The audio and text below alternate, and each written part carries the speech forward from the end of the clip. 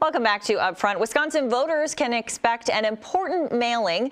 Elections officials plan to send out applications for absentee ballots to registered voters for the November general election. That will be 2.7 million applications paid for through a federal coronavirus relief package. But there are still some important questions surrounding this. So we're talking with State Election Commission Administrator Megan Wolf about those questions now. Megan, we appreciate your time. We know that the commission voted for the state to send out those applications. Talk about what a big undertaking this will be.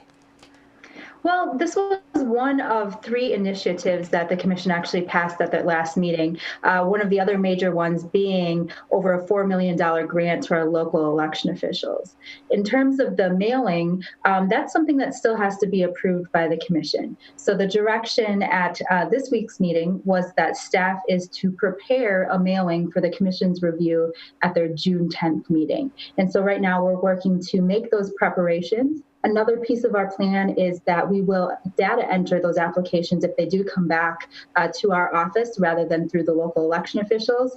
The local election officials would still have complete authority as required by statute to approve or deny those applications, but we would be helping them with some of the burden in terms of data entry. So we're still finalizing some of those plans, and on June 10th, the commission will finalize what their intentions are for those. The timeline also looks like September. Late August or early September that we'd be looking to start those preparations for that mailing.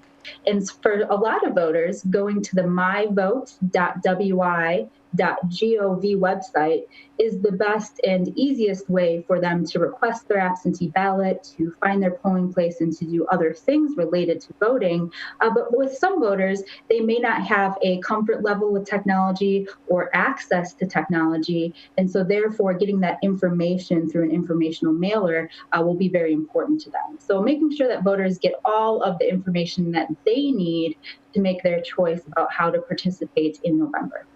And in April's election, we saw some problems with absentee ballots. We're expecting more mail-in voting for November. So how do you make sure that it goes better this time around?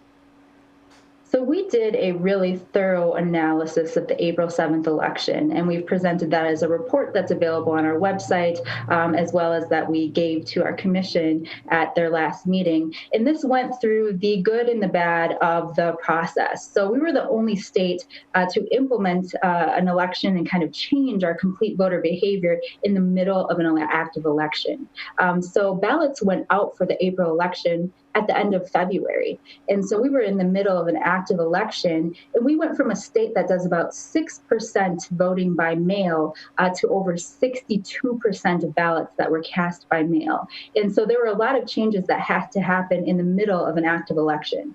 So we felt we owed it to every single Wisconsin voter to dive into that data, learn as much as we possibly could to make changes as we head into November. So again, that voters have that option to utilize any of the options available to them by law to cast their ballots. So we are making some significant changes to the process, including a process that would allow municipal clerks to use a tracker like you would see on a package or other important mail to track exactly where your ballot is at in the process.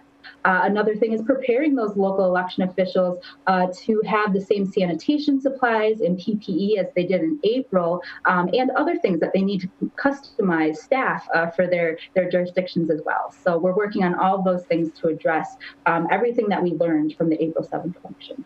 And the president has said that mail-in voting leads to voter fraud. How do you assure people that that won't happen? In the state of Wisconsin, and every state is different, but our law requires that when you submit your absentee ballot request, that first you must be a registered voter at your current address and at your current name. And second, you have to provide a photo ID along with that application. I would also say to voters that now with technology, we're able to very closely track every single ballot. So even if, let's say, somebody was issued more than one ballot, only one would ever be counted, because with technology, we're able to see in real time where somebody's ballot is, if we've already received one for them, to make sure that only one vote counts for one voter and that that voter is eligible and registered before their ballot can be issued or cast. Megan Wolf, we know you have a busy few months ahead. Thank you. Thank you. Our editorial partner, WisPolitics.com, writes a newsletter to keep you up to speed on this big political year. You can subscribe to Battleground Wisconsin 2020 at WisPolitics.com. Next, a message from former Governor Tommy Thompson about COVID-19.